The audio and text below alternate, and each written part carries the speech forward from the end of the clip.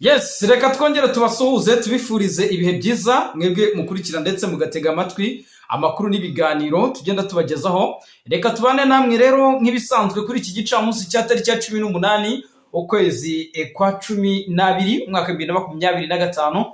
Mu kirundi nyamuneka ntago nzi ku kwezi bakwita ngo iki, ngira ngo abashinga nahe baduteze amatwi cyangwa se bakurikirana ibiganiro byacu muze kutubwira ngo uku kwezi bakwita ngo iki mu kirundi. Uko nzi no kwezi guciyeho niba ari ukwezi kwa Munyonyo, ngira ngo n'ukwezi kwa Munyonyo niba ntibeshye, ariko ku kwezi nyamuneka nako bazi kutubwira. Twebwe mu kinyarwanda bakwita ukuboza.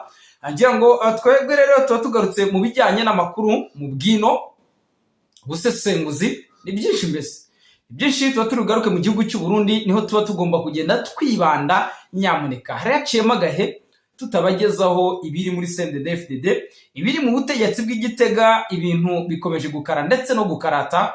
Ngira ngo ntimuzumbe yuko kuba tutaheruka kubahereza ikiganiro nk'iki ari ukuba nta makuru abahari. Amakuru abahari apfutse, amakuru aba ari menshi, ahubwo akanya ko kuyabagezaho akagenda akanya kakaba gatoya, ariko mu gihe gito tubonye tuba tugomba kuza kubeforma kugira ngo tubabwire ngo bihagaze bite mu butegetsi bw'Igitega ndetse no mu burasirazuba bwa Kongo. Ubwo nyirayo muri Kongo turaza kugarukayo tubabwire uburyo bihagaze, tuze kubabwira uburyo inyeshyamba za M23 zamaze kwikura mu mujyi wa Uvira guhera ku munsi w'ejo, ariko ngira ngo aho ngaho turahagera tubanje kuva mu gihugu cy'u Burundi.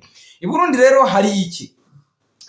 Mu minsi yashize twababwiye amakuru y'uburyo muri CNDD-FDD bitifashe neza, ariko izi saha ntago ariho ngende buhere. Ndahera ku ntambara iri hagati y'ingabo ndetse na perezida w'iki gihugu cy'u Burundi. Ni intambara ikomeye iri hagati ya Prime Niyongabo n'abahungu be, cyangwa se n'abasirikare. Buriya mvuze ngo abahungu be niwe umenya ubuzima bwabo bwite bwa buri munsi, niwe umenya ngo bariye bate, niwe umenya ngo bambaye, niwe umenya murare yabo, niwe umenya ngo arabapanga uko abishaka ndetse n'ibyo bapangira.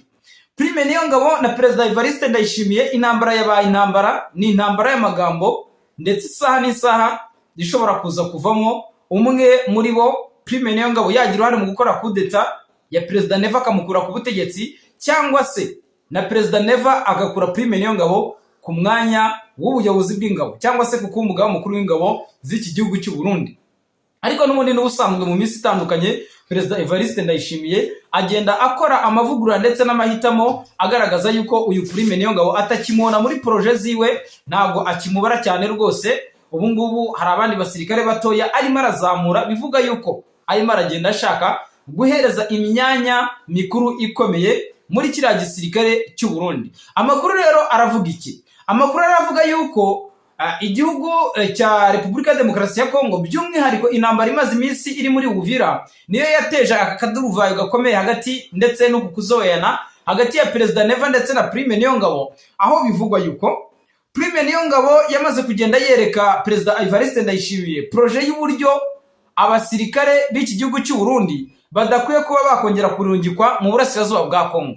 Perezida Neva we aravuga ati, niba M23 yemeye kuba yava muri uyu mujyi wa Uvira, tugomba kongera gusubiza ingabo zacu ku butaka bw'igihugu cya Kongo.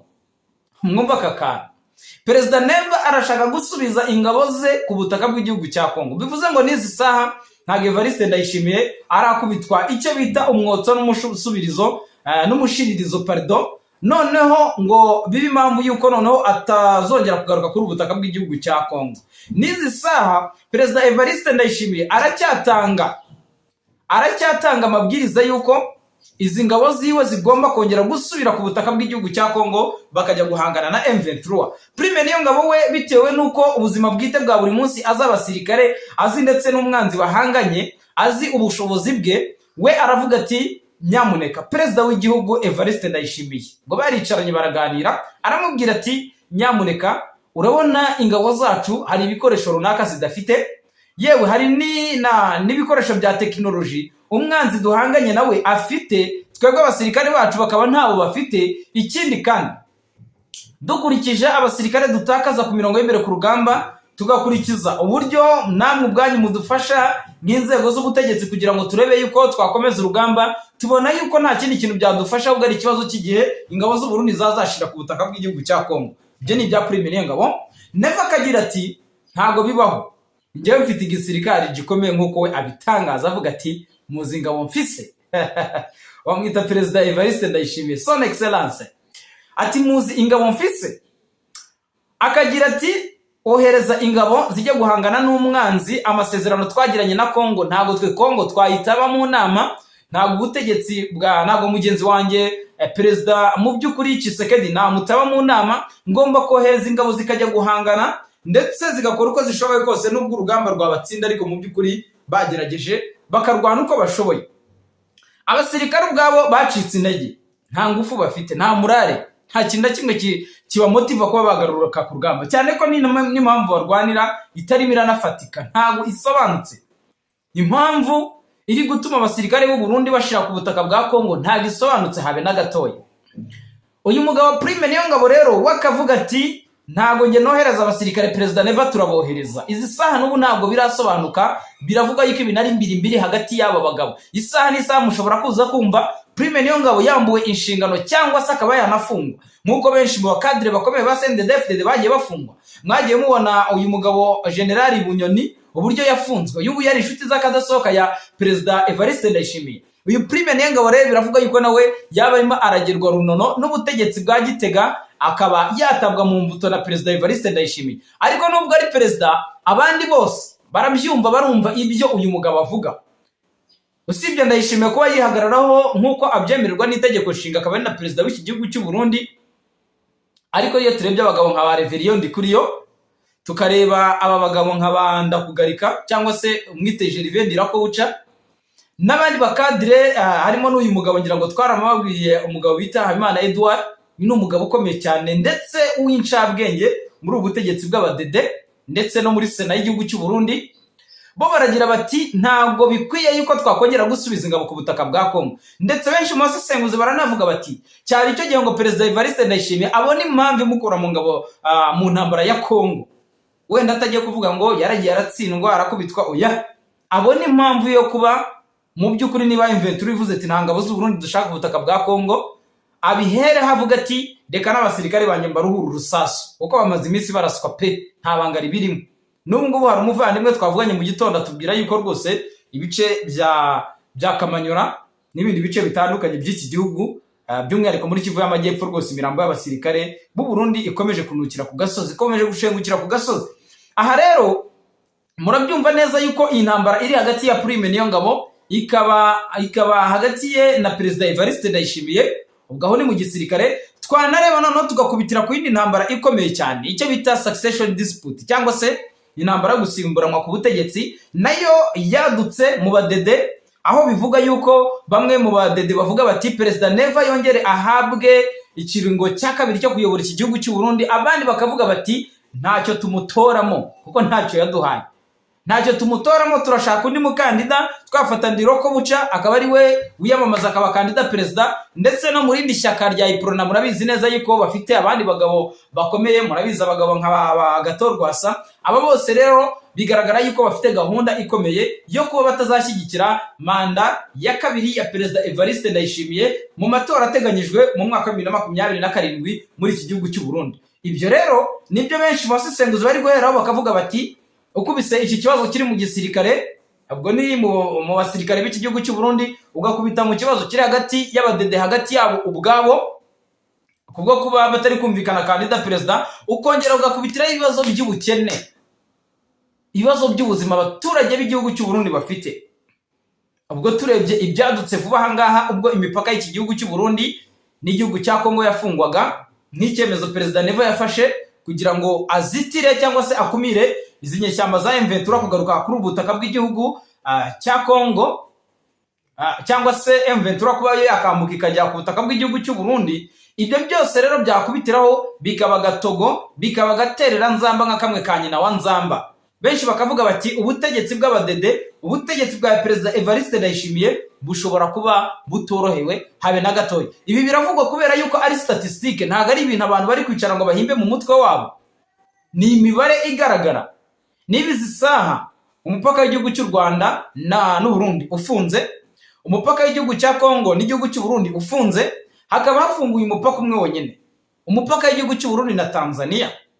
Kandi mu makuru twabagejejeho ku munsi w'ejo twababwiye yuko uyu mupaka w'igihugu cy'u Burundi n'igihugu cya Kongo, ariwo mupaka mu by'ukuri winjiriraho ibicuruzwa byinshi hafi 80% byinjira kuri ubu butaka bw'igihugu cy'u Burundi. Ubwo mu byumve neza rero ibyo birahita bibahereza imibare y'uburyo bihagaze ku bijyanye na production cyangwa se n'ubucuruzi hagati y'abaturage, ndetse n'ibijyanye n'urujya n'uruza by'umwihariko rw'ubucuruzi. Reka tubifate uko ngo wenda tubirebere muri kote economique, ntiturebe kuri kote politique, katurebe kuri kote politique economique uburyo bihagaze.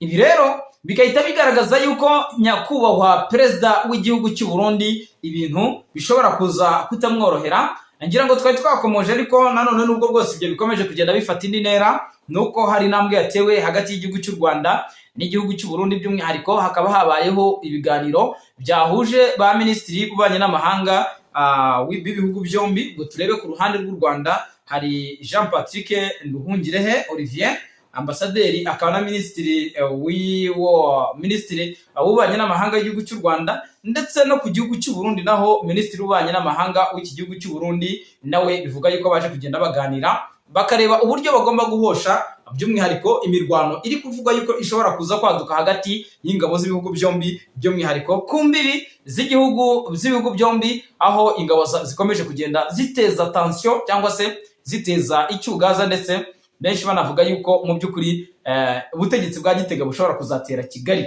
nk'uko babivuze. Ni nayo mpamvu Leta Zunze Ubumwe za Amerika zabonye zikabona yuko mu by'ukuri ifatwa ry'umujyi wa Uvira bishobora gutuma igihugu cy'u Burundi gishobora kuzoweya cyangwa se gufata icyemezo kikarasa kuri izi nyeshyamba za M23 yagira umujinya cyangwa se ya reactinga nabi, tayari nabo intwaro zabo zose bakazerekeza i Bujumbura na Gitega.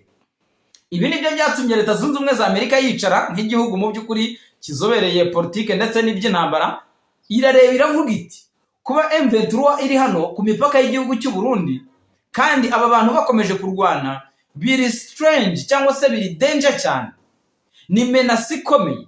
Isaha n'isaha ni igisasu gishobora kuza guturikana benshi. Reka dusabe izi nyeshyamba zigaruka inyuma mu birindiro zahozemo, noneho umujyi wa Uvira ugarukemo ingabo za leta, kugira ngo isaha n'isaha tutaza kubona imirwano ishobora kwaduka hagati y'izi nyeshyamba za M23 ndetse n'igihugu cy'u Burundi.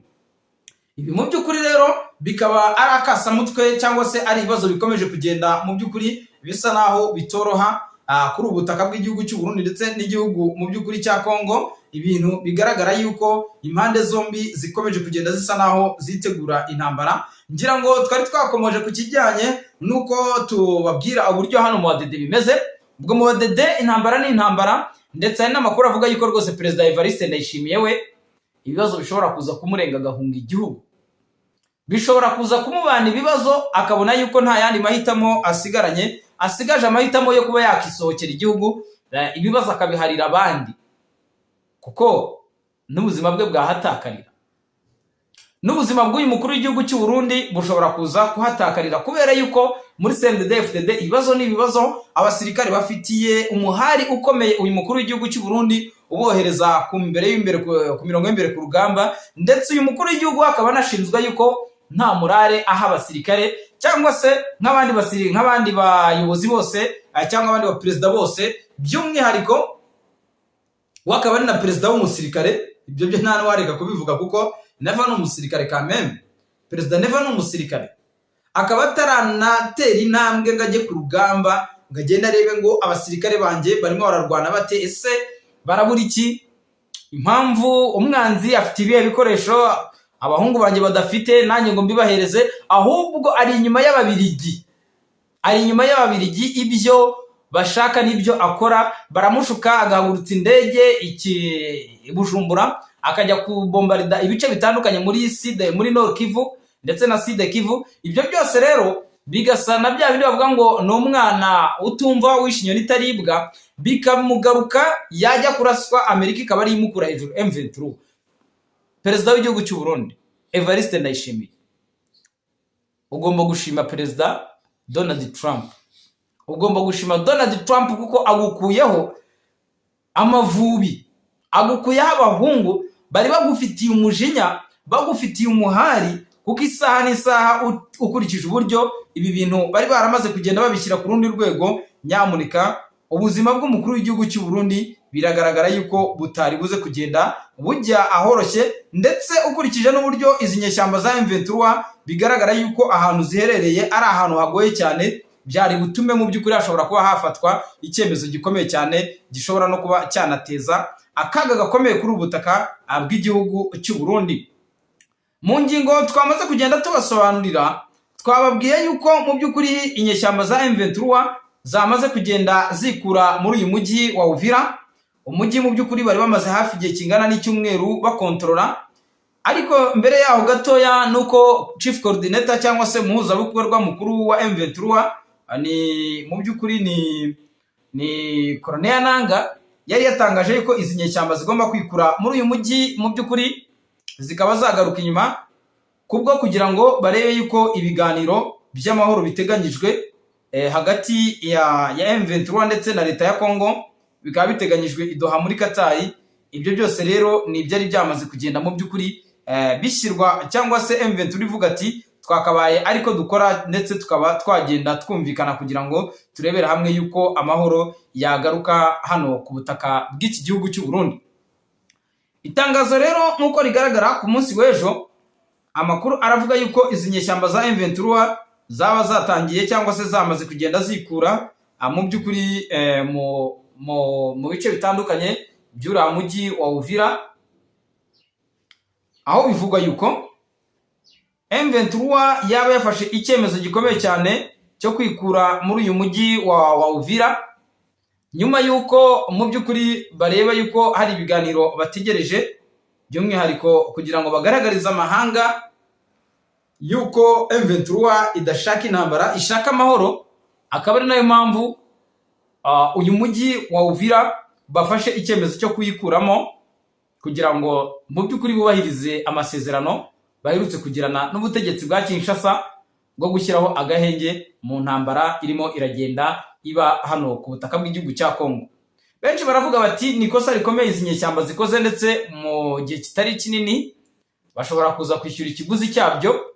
Abandi bakavuga bati nibwo buryo bushoboka bw'uko M23 yakereka amahanga yuko idashyize imbere intambara, ishaka inzira y'amahoro, ndetse nubwo ishaka n'inzira y'amahoro nayo ubwayo irabiharanira, ndetse ikora n'ibikorwa bigaragaza yuko mu by'ukuri iyo nzira y'amahoro iyi M23 yaba iyishaka.